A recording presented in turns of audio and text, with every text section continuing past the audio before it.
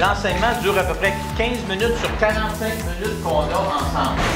Parce que le but, c'est de présenter le sujet pour, dans le fond, définir un peu plus c'est quoi, de quoi on va parler, c'est quoi les enjeux qui sont autour de ce sujet-là.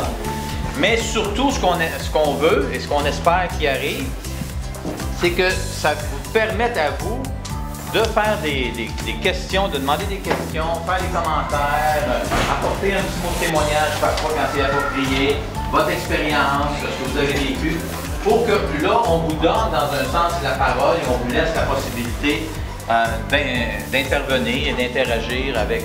et là, ça nous donne aussi de nous connaître un peu. C'est des fois, dans la grande église, 300 personnes, on n'a pas l'occasion de se croiser, mais là, regardons ça, des mots bizarres, oui, on a fait quelques recherches entre la Bible et le Coran pour voir, on entend beaucoup parler de l'islamisation et l'islamophobie, etc.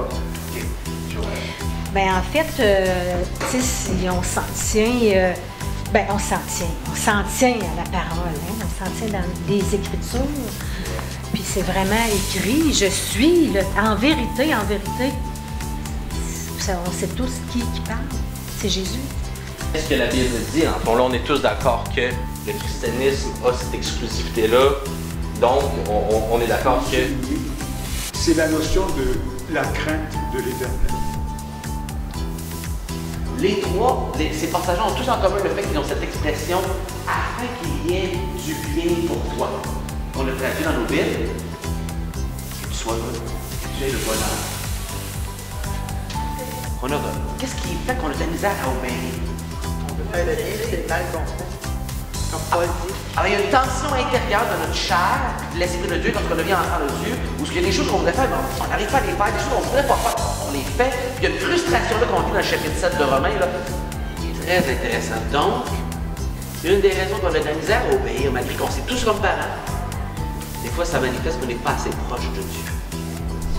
Cette relation, tu sais, connaître l'Évangile, puis la mettre en pratique, s'assurer que c'est vrai qu'est-ce qu'il dit, là, ça nous amène un plus dans notre vie.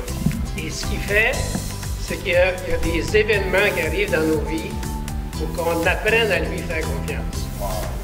Et la façon dont je dirais, c'est que dans notre marche avec le Seigneur, c'est qu'il y a des événements auxquels Dieu va nous démontrer sa confiance et que ça devient comme une borne dans nos vies.